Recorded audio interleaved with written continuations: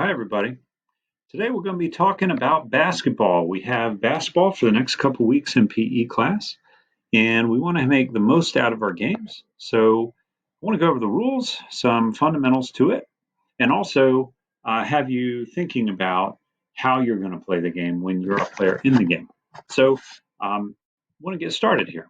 Basketball, first of all, basics of the game, of course. The team that scores more points than the other team by scoring more baskets wins the game. Okay, and in our basketball games, we're going to be playing half court games in PE class. So we're not going to be playing full court games. We're playing half court games, which means both teams will be shooting at the same goal on one side of the court. You can play half court games with 3-on-3, 4-on-4, 5-on-5, and even 1-on-1. So you can play a half court game in any sort of setup, which is great. Our setup will be ideally 3-on-3, maybe 4-on-4. Now, while we're playing basketball in that setup, you want to be thinking about a few things. Number one, you want to be thinking about how we're going to start the game. So we have our two teams. We want to figure out who gets ball first. For PE class, simply rock, paper, scissors. Person from each team, figure out who wins. That team gets the ball first. Now, to start the game, the team with the ball is going to do something called a check, where you pass the ball to a member of the other team who is guarding you. This basically is a way of saying, are you ready to play? And then when the defensive team passes the ball back to the person starting the ball on offense, that's an affirmation that, yes, we're ready to play. Let's get started. Now, once the ball has been checked, then the offensive team is going to try and score a basket. Defensive team is going to try to steal the ball away legally or force the team on offense to take a bad shot. And ideally, they want to get the rebound off of the bad shot.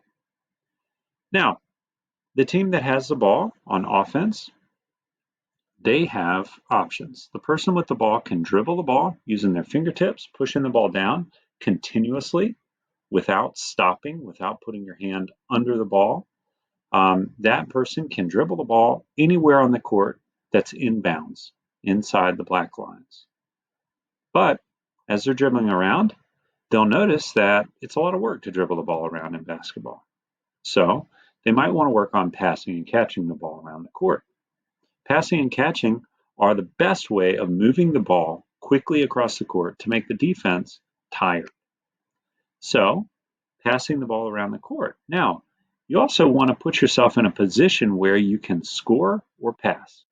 So when you're on offense, you don't want to go way out close to the half court line most of the time, because if you do that, you're not putting yourself in a position to be a scoring threat. So you pretty much want to pass around the basket, maybe anywhere from 15 feet out, 16, 17 feet out from the basket, all the way up close to the basket. And when you don't have the ball, you want to do something called move without the ball.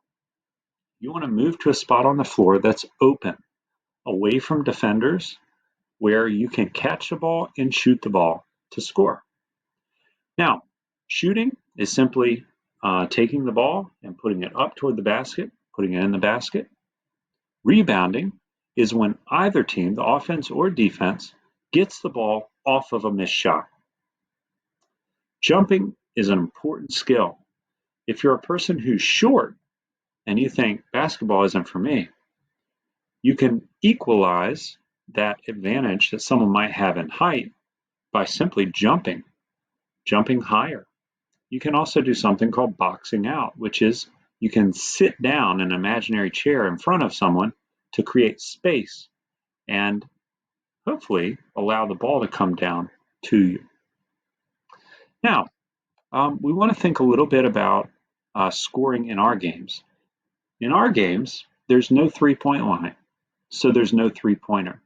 All shots are worth 2 points. If you're fouled on a shot and you're awarded free throws, which we will allow for in this half-court play, in that case, you simply get 1 point for every made free throw. Fouls in basketball. sometimes fouls happen and no advantage or disadvantage is given. If there's no advantage or disadvantage after a foul, then don't call the foul. But if there is an advantage given to the team who fouled or a disadvantage to the team who got fouled, then a foul needs to be called. You can be called for a foul for doing any of the following things. For blocking someone. This isn't blocking their shot, it's for stepping into their path on a path that they're already taking. For charging into someone. Every player on the court is entitled to the space that they take up. If you come into that space and knock into a person and create a disadvantage, then that's a foul. Elbowing is a foul. No elbowing is allowed at all. Hand check, which means pushing someone with both hands, is a foul. Holding is a foul. If you grab someone to try and pull them back or not allow them to move, that's a foul. There's a contact foul, which is across the arms, and this is a foul where maybe someone gets slapped. They were trying to slap the ball, but they hit someone's arms. That's a foul as well if it creates an advantage. Now, violations are different from fouls in basketball. Violations are usually incidents where someone disobeys a line rule on the court or a time rule on the court. So there's something called a backcourt violation. If you throw the ball to a teammate or dribble the ball behind the half-court line, that's a backcourt violation. If you're playing the game and you're dribbling the ball and you dribble it and then stop dribbling and then dribble it again, that's a violation. That's called a double dribble. You're not allowed to do that. Once you stop dribbling the ball, you have to either pass it or shoot it. There's no more dribbling. You can also do something called travel. Traveling is when you don't dribble the ball, but you move a couple of steps with the ball in your hand. That's traveling. There are things called 3 seconds in the lane. We're not going to worry about that during our half-court games. But thinking about these simple rules, there's also out of bounds. If a player steps on the out of bounds line, the black line around the edge, or the ball bounces on that line, or the ball goes out of bounds after touching someone from a team, the other team is awarded the ball. Okay, so we can play in a number of type of modifications. Our modifications are half-court basketball. We're going to play on a 10-foot hoop. That's a standard regulation hoop. That's the same height that pros play on in college, and that's the same height that middle school plays on. So while you're playing, I also want you to think about the value of your teammates. Your teammates are going to be your biggest asset when you're playing a basketball game. If 1 or 2 people are passing the ball between themselves the whole game, the other team is going to pick up on that quick, and it's really easy to guard only 2 people on a team. If you have 3, 4, or 5 people on a team that are all getting passed to and all passing the ball, the defense has to work a lot harder. So you want to think about that as you're playing. Utilize your whole team and utilize them a lot. By passing to other members of your team and not just getting into a rut of passing to 1 or 2 people that you might think are the best players on the team, you're creating a situation that actually opens it up for all the players on your team to shoot the ball more freely. And if you have more shots, more open shots, you have a better chance of winning the game. Basketball is a really fun sport that everybody can enjoy. You don't have to be a great shooter in basketball. You don't have to be 6'10" to play basketball. You don't have to be incredibly fast to play basketball. And you don't have to jump incredibly high.